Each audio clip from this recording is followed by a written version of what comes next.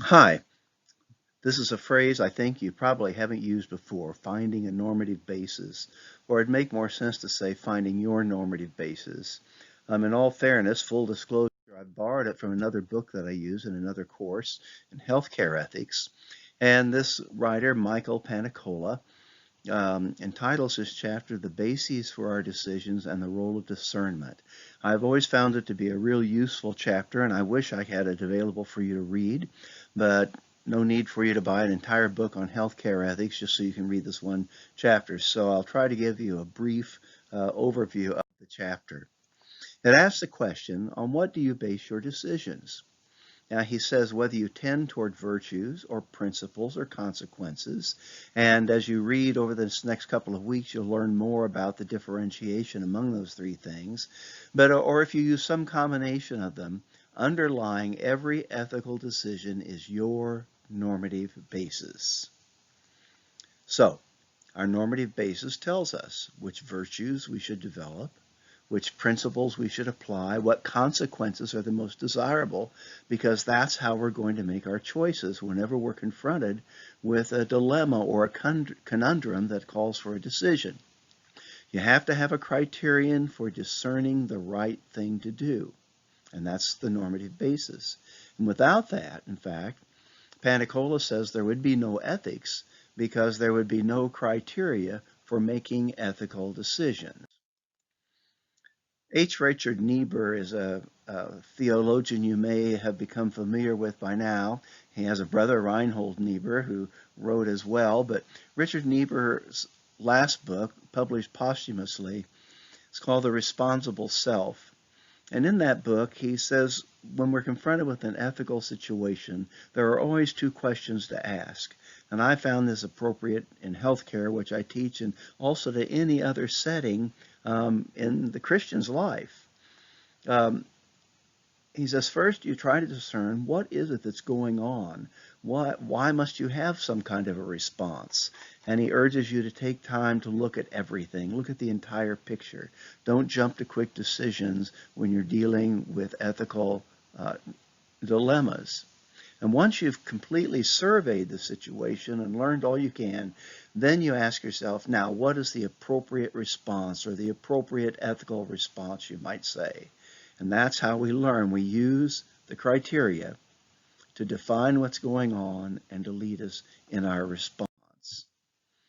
So a normative basis gives you insight. It'll answer these questions for you. What am I seeking in life? Who am I striving to become? How shall I relate to others, relate to God, relate to all of creation? This is what you get from your normative basis. And it's my observation that norms don't change easily or often. And that's how they become norms. A norm is something that is solid, that is always there for you to draw upon. Your norm is your usual, typical, or standard way of reasoning when confronted with a difficult question. So, your normative basis is your framework, or you might call it the rule book, or a point of reference for making decisions. It's what you can always refer to when you are confronted with a decision. Every situation could be different, but the normative basis is the same. It's the rock that you have within you that guides you toward every solution. It's kind of like every ball game.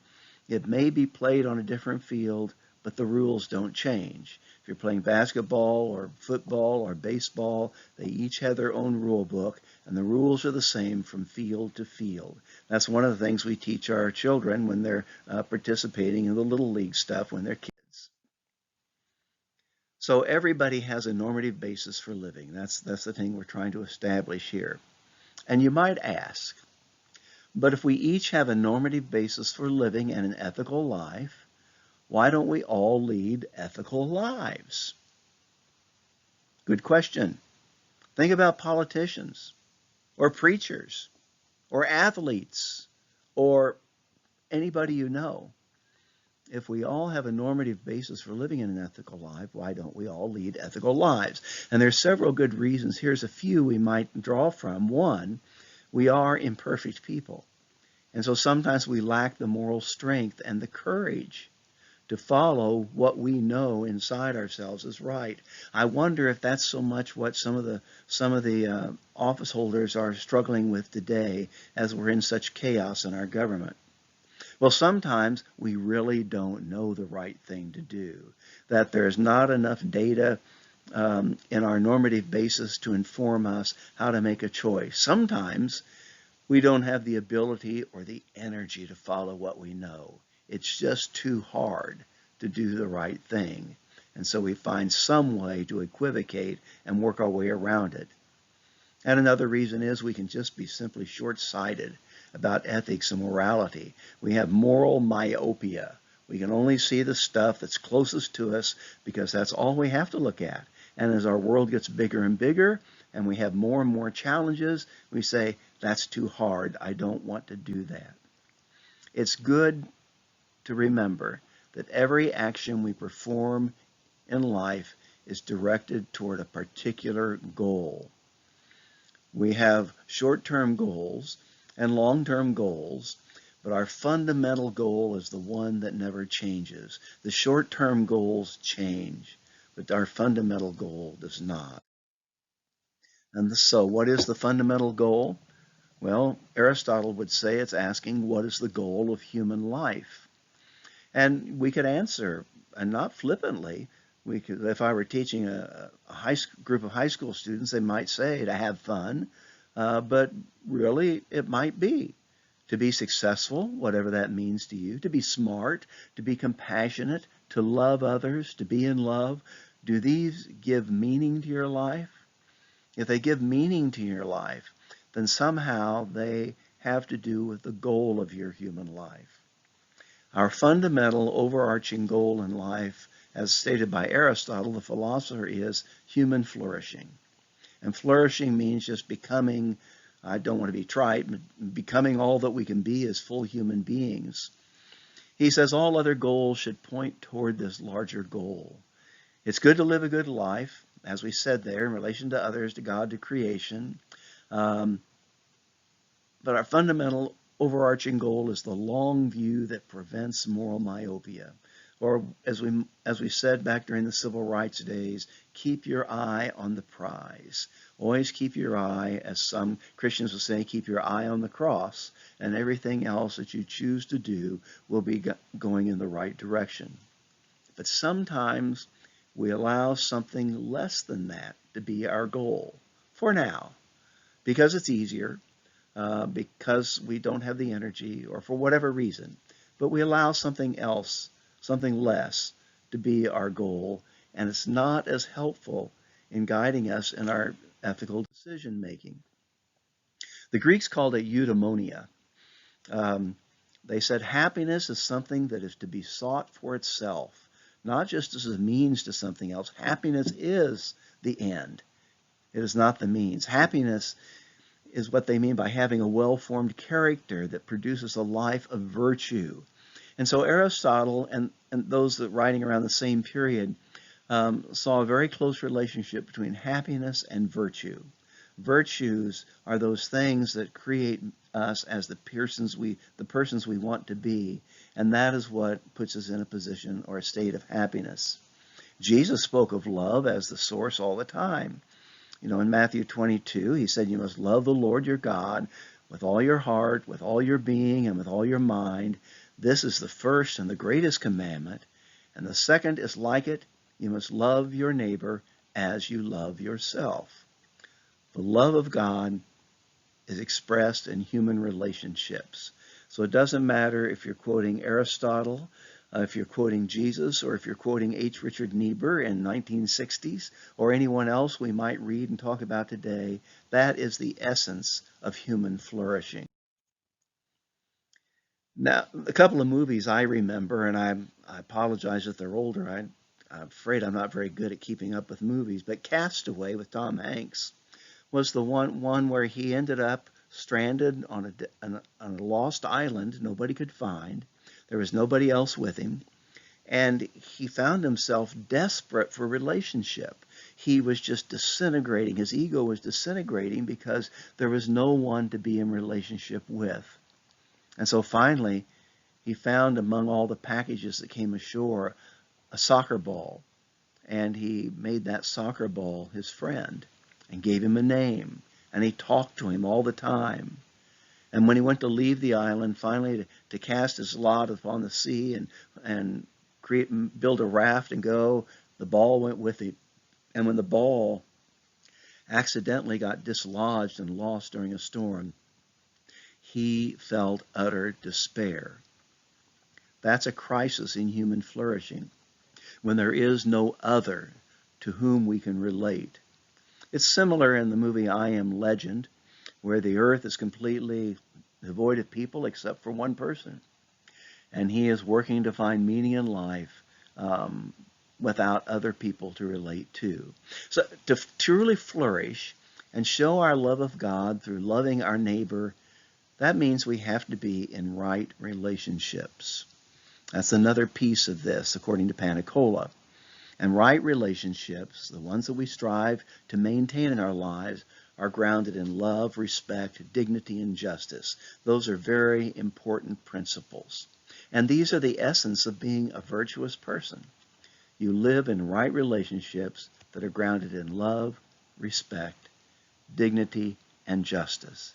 Just that little bit right there could be a sufficient course in Christian ethics for you to take back to your homes and your churches and lead people in trying to how to flourish as human beings and show our love for God.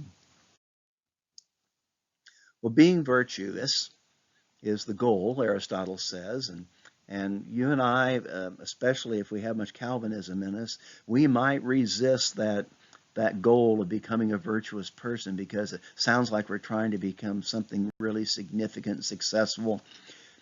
But virtues are character traits and the attitudes and feelings and dispositions that define us. Virtues define us as human beings. They define and clarify and shape how we act in relation to others. They're very important. And we have some kinds of virtues. We may have positive virtues or negative virtues, but we have virtues. But the virtues we strive for are, for example, love, compassion, honesty, respect, dignity, justice. I've been thinking as I've been watching the protests this last week um, uh, over around the death of Floyd in Minneapolis, um, how people are talking about virtues. People who want to be respected, they want justice, they want to be accorded human dignity. Um, that's a very important part of how we find ourselves doing relationship with others. These are virtues that make up who we are as human beings. But does every person have the capacity to be virtuous? And how about this? Does a good person have the capacity to be less than virtuous? Can I be really virtuous part of the time and then other times choose not to be virtuous? Well, if we go back to those questions we looked at the very beginning of this slide presentation, we did consider that sometimes there are reasons that we don't live up to our ethical best. Socrates is credited with saying an unexamined life is not worth living. And this is what he was quoted as saying in Plato's Apology. And it's attributed to him after he chose death rather than exile from Athens or a commitment to silence because he committed a crime for which he had to be judged. And rather than have to live in silence and without relationship with human beings, he chose to end his life and he administered poison to himself. Well, who do you know who is virtuous? If you had to start writing names down right now on a sheet of paper over here at the side, who would you say are the virtuous people in your lives? What are their virtues? Why do you call them virtues?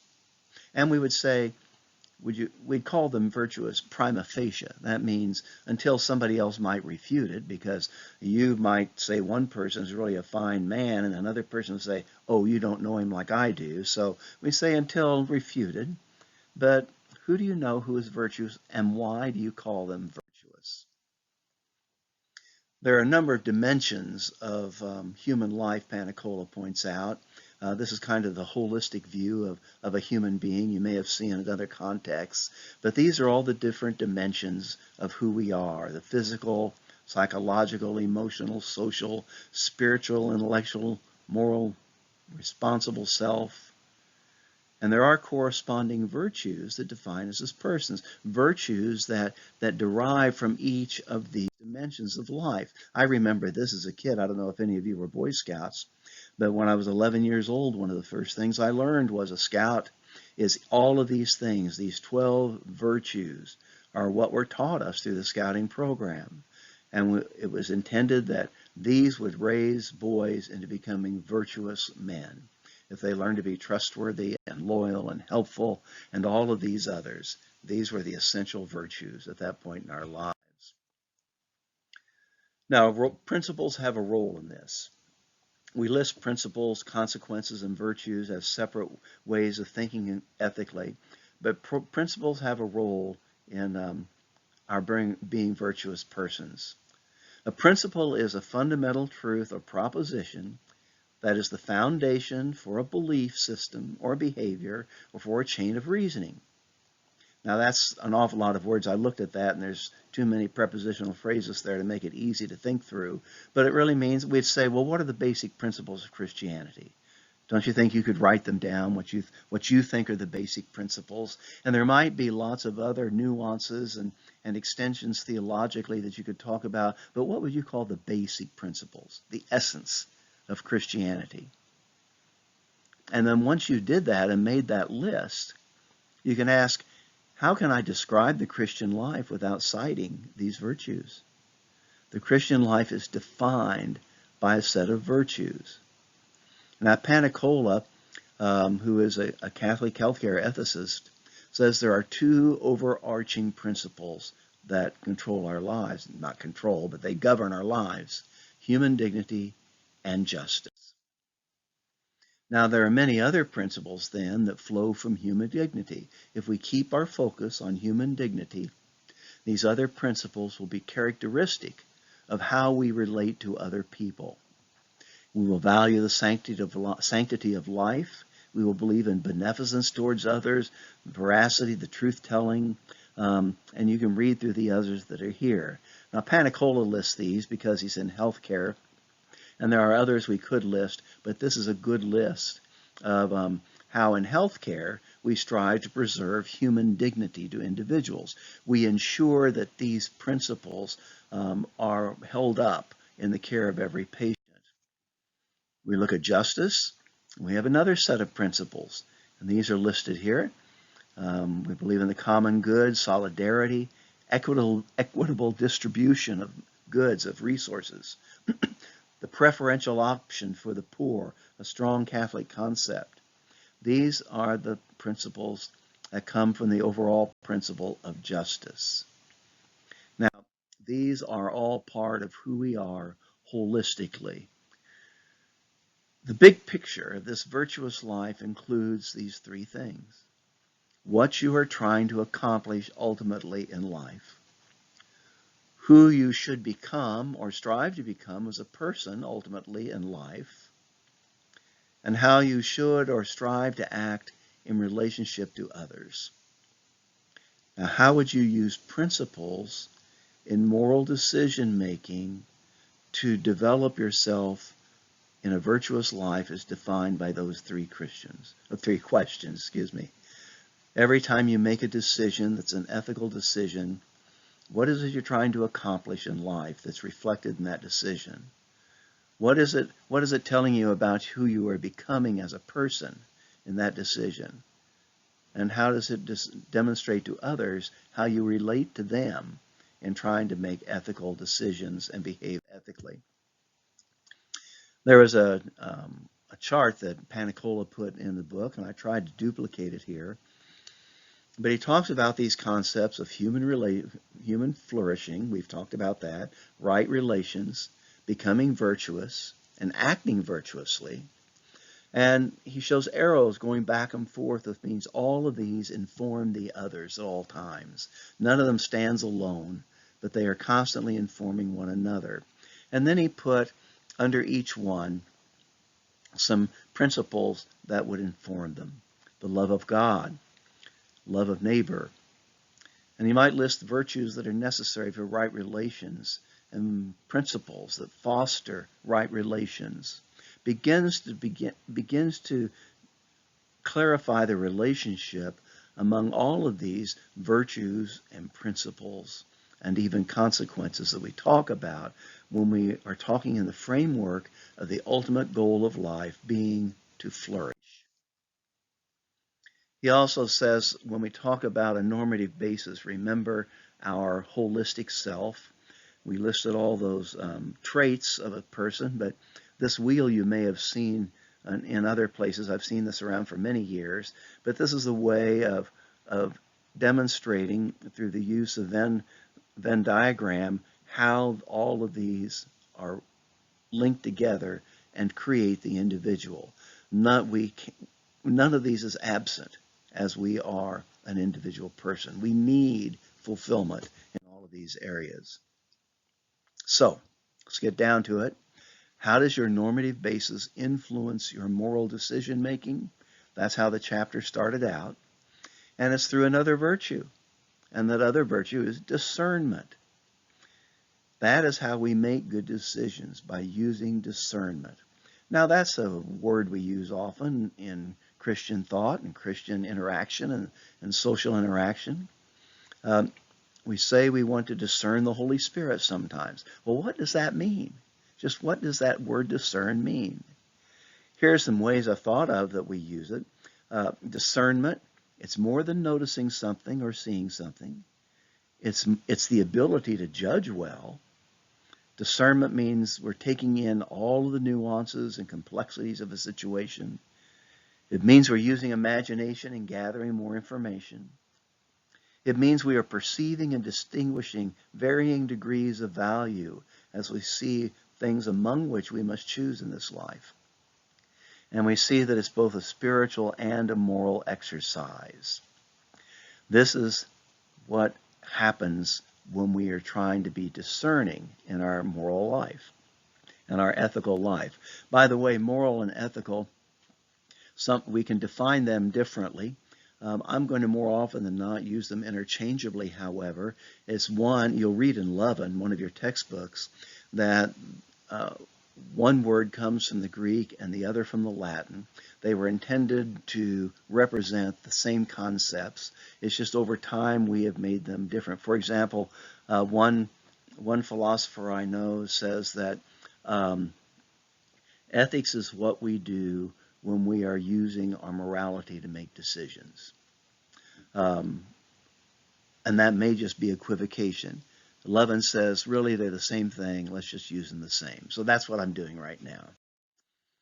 We use discernment then to make a personal moral decision, and here's how we do it. We begin with personal reflection, and through some of your Christian training, you may have discovered some of these traits and practices. Prayer and meditation, we strive for greater self-knowledge, and then we do a contextual analysis of what's going on. Remember, Niebuhr said, ask the question, what's going on? Well, that's what we're doing here as we discern. We're asking what's going on. What are those features? And I've listed them there. What's the source of morality and wisdom for others as well as myself? How do others make decisions and develop their own moral selves? And I mentioned there's Scripture, Jesus, the church, community, and so on. Those are the things that we use as sources of morality. One of the questions of those 4 questions I asked you at the beginning of the course was, what is your moral authority, or who is your moral authority? And that's exactly what Panicola is listing here, because he's saying we refer to that moral authority when we are preparing to make a personal moral decision. It's how we have learned, and that's what reinforces us in our decision. And then in discernment, we end with a critical evaluation, the external criteria and internal criteria that help us know that we have made a good moral decision. Here are the steps then of discernment and decision making. We gather all the relevant information. We identify the ethical issues, and sometimes that's more difficult than it sounds. We consider what relationships require and what leads to human flourishing. We brainstorm all the possible options on how we want to respond to this ethical conundrum. Weigh the options, we evaluate them, we select one, and then we evaluate the decision, as we said in that last panel, against external and internal criteria. Here's Rachel's and Rachel's in their book, The Elements of Moral Philosophy, talk about reason and impartiality. And in the book, they write, if we want to discover the truth, we must let our feelings be guided as much as possible by reason. This is the essence of morality. They believe in reason. They go on, the morally right thing to do is always the thing best supported by the arguments. We cannot rely on our feelings, no matter how powerful they may be. Our feelings may be irrational. They may be nothing but the products of prejudice and selfishness or cultural conditioning, where we live, who we spend our lives with. You see, at one time, for example, people's feelings told them that members of other races were inferior, that slavery was God's plan. But that didn't hold up against the arguments. The requirement of impartiality is at the bottom, nothing more than a rule against treating people arbitrarily. That's Rachel's and Rachel's. They offer another word here. They ask the question, what is morality? And they write, morality is, at the very least, the effort to guide one's conduct by reason. That is, to do what there are the best reasons for doing. There it is. What are the reasons I make this decision? While giving equal weight to the interests of each individual affected by one's decisions. And that's very important. How does it affect everyone who may be affected in some way? So we are moral agents, all of us. And the conscientious moral agent, that's who we strive to be, is someone who's concerned impartially with the interests of everyone who's affected by what he or she does. It's the one who carefully sifts facts and examines their implications, the one who accepts principles of conduct after scrutinizing them to be sure they're justified. The conscientious moral agent is the one who is willing to listen to reason, even when it means revising prior convictions. Are you willing to change your mind when somebody's appealed to you with good reason? That's one of our most difficult things. And this person is one who finally is willing to act on the results of this deliberation. Not our prejudices, not our biases, not what we will wish were true, not what we find comfort in, but what holds up to good argument and good reason. And that would meet the criteria that H. Richard Niebuhr, a Christian theologian and ethicist, has held forth. We look around, we say, what's going on? And based on everything that's going on, we make the best, the most appropriate decision for the moral outcome of what we're dealing with. That's what I offer you with this small bit from Panicola, and I hope you can see how it'll fit together as we move on to our next chapters.